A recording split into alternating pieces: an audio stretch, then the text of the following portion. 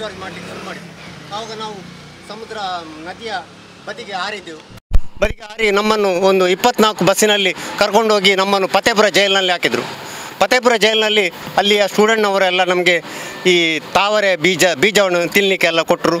ಮತ್ತು ಮರುದಿವಸ ನಾವು ಆ ಜೈಲಿನ ಮಾವನ ಹತ್ರ ಹೇಳಿದೆವು, ನಾವು ಭೂಕ್ ಲಗ್ತಾ ತೋ ಬಹುತ್ ರಾತ್ ಕೋ ಖಾನ ನೈ ಕಾಯ ಅಂತೇಳಿ ಅವನು ನಮ್ಮನ್ನು ನಂಬಿ ಅವನು ಬಿಟ್ಟು ಮರುದಿವಸ ನಾವು ಹೋದೆವು.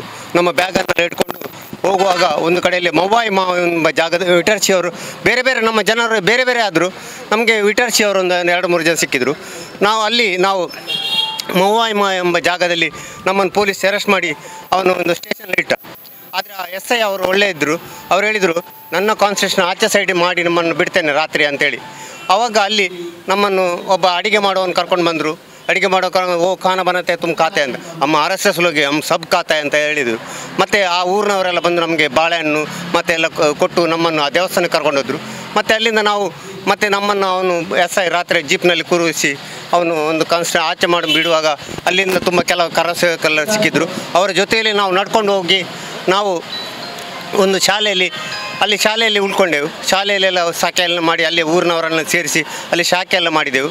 ಅದರಿಂದ ನಂತರ ಅಲ್ಲಿ ಹೋಗುವಾಗ ಒಂದು ಸಂಭು ಬಜಾರ್ ಎಂಬ ಜಾಗದಲ್ಲಿ ಒಬ್ಬರು ಜಿಲೇಬಿ ಮಾಡ್ತಾಯಿದ್ರು, ಒಂದು ಅಜ್ಜಿ.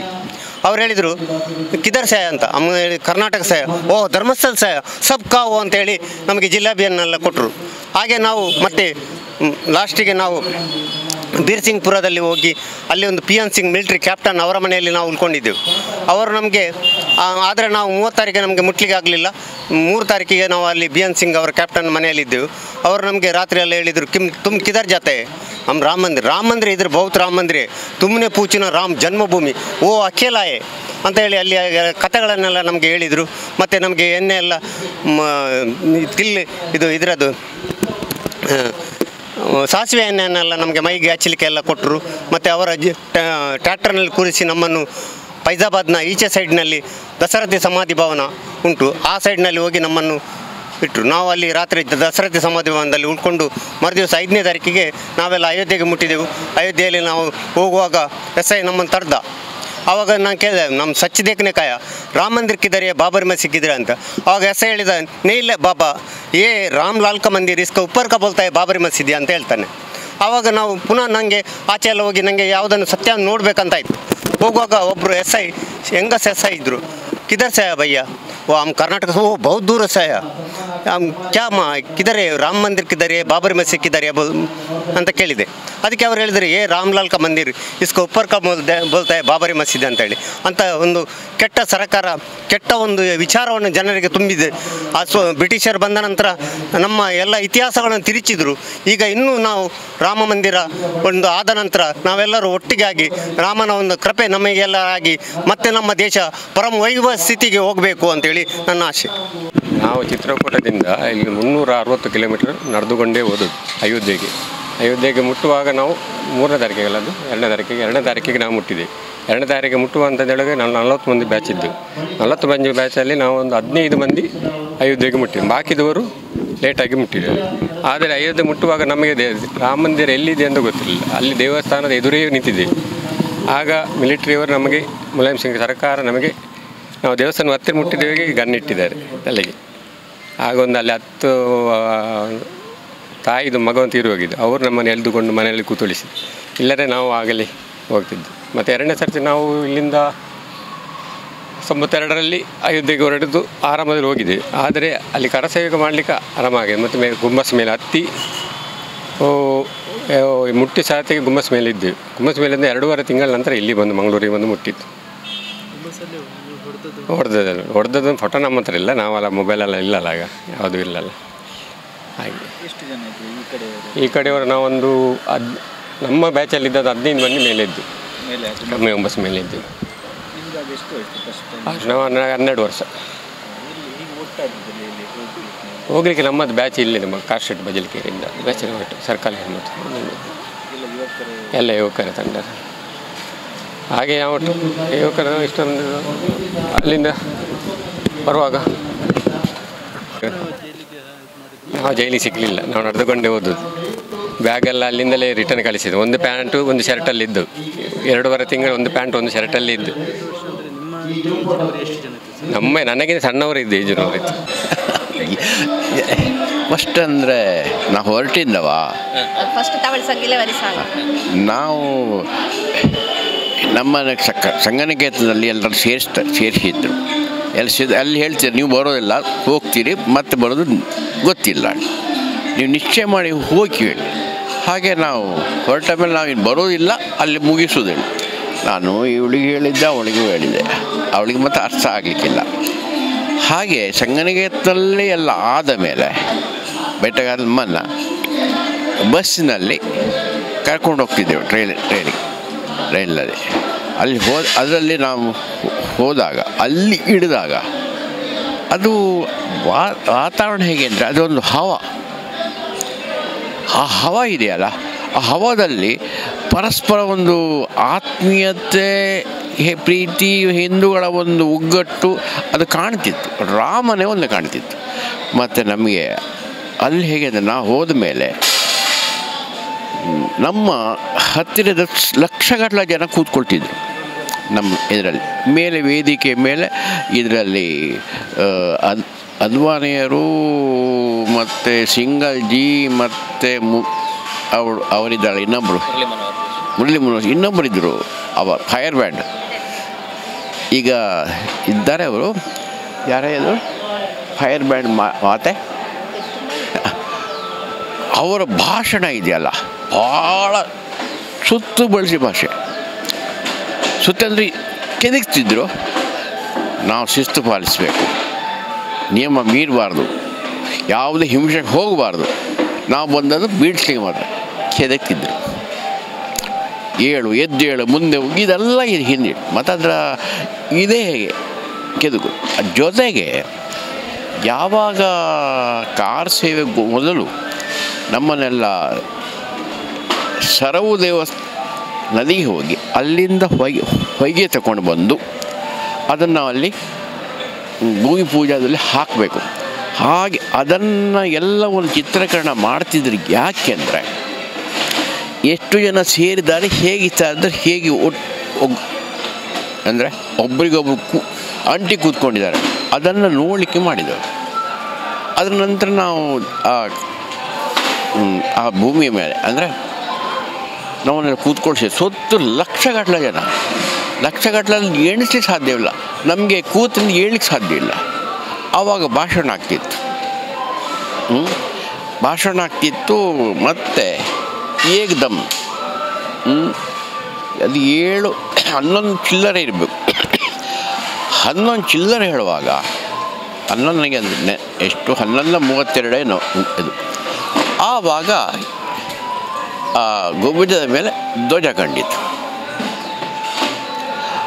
ಆ ಗುಬ್ಬಜದ ಮೇಲೆ ಈ ಥರದ ದೊಡ್ಡ ಮರ ಇದೆ, ಅರ್ಧ ಮೇಲೆ ಇದು ಹೋಗಿದೆ ಕಂಬ, ಗೆಲ್ಲುಗಳು. ಆ ಗೆಲ್ಲ ಮೆಲ್ಲ ಇರು ಕಾರ್ಯ ಅದರಲ್ಲಿ ಹೋಗಿ ಅದರಲ್ಲಿ ಇಳಿತಿದ್ದು. ಇಳಿದು ಅದನ್ನು ಧ್ವಜ ಹಾಕಿದ ತಕ್ಷಣ ಘೋಷಣೆ ಶುರುವಾಯಿತು. ಆವಾಗ ಅದು ಹೇಳ್ತಾ ಇದ್ದು ಇಳಿ ಇಲ್ಲಿ ರೆಕಾರ್ಡಿಗೋಸ್ಕರ ಅದು ಹೇಳಬಾರ್ದು ಅದನ್ನು ಮಾಡ್ತಾಯಿದ್ರು. ಇಲ್ಲೇನಾಯ್ತಂದರೆ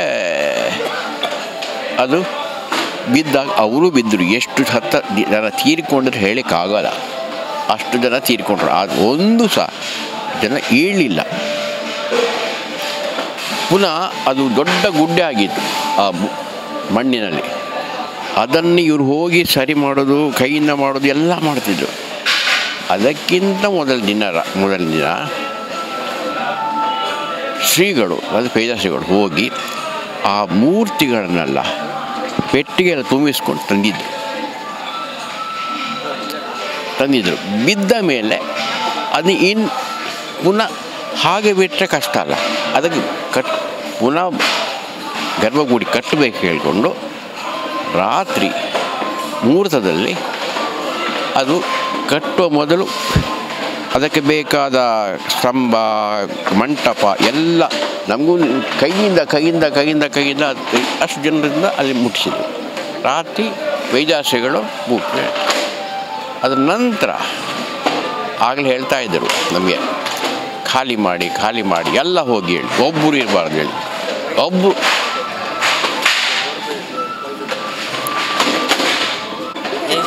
ಹೇಳಿ. Lemon song. ಅಲ್ಲಿ ಹೋಗುವಾಗ ನನಗೆ ಗಮ್ಮತ್ತಾಗಿತ್ತು, ಖುಷಿ ಇತ್ತು. ಎಲ್ಲರ ಹತ್ರ ಮಾತಾಡಿದ್ರು.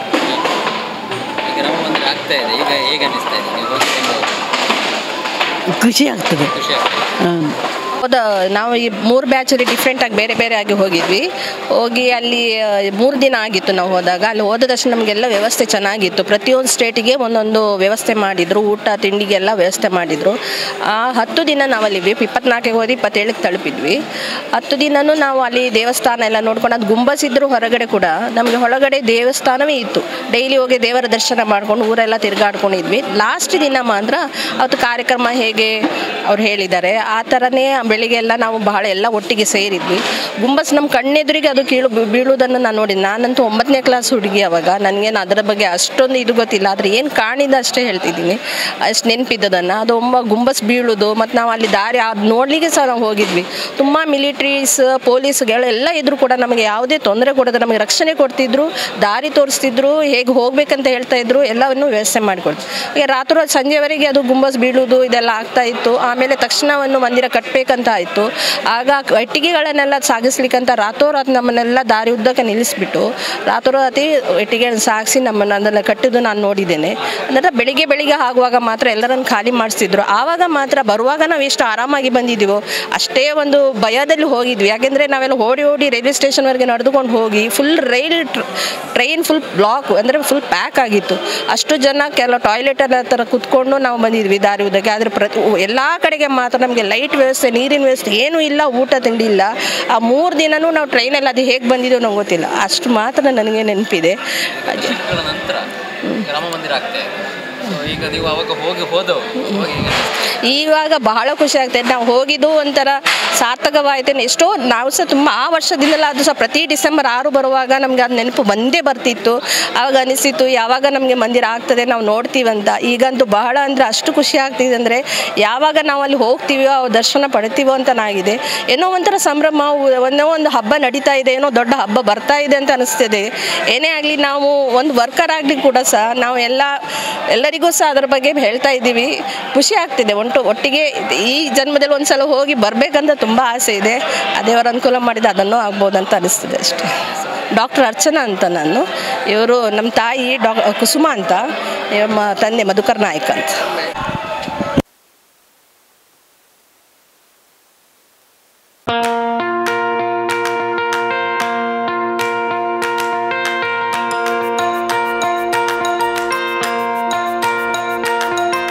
Dr. M. V. Shetty Institutions, Mangaluru. Empowering dreams and achieving greatness since 1985. Dr. M. V. Shetty College prides itself in its history of 38 years. It undertook path-breaking initiatives in Indian higher education with the introduction of innovative and modern curricula, insistence on academic discipline, imparting of holistic education, and adoption of global higher education practices with the support of creative and dedicated staff. First private college in Karnataka offering diverse healthcare programs offers you multiple of courses.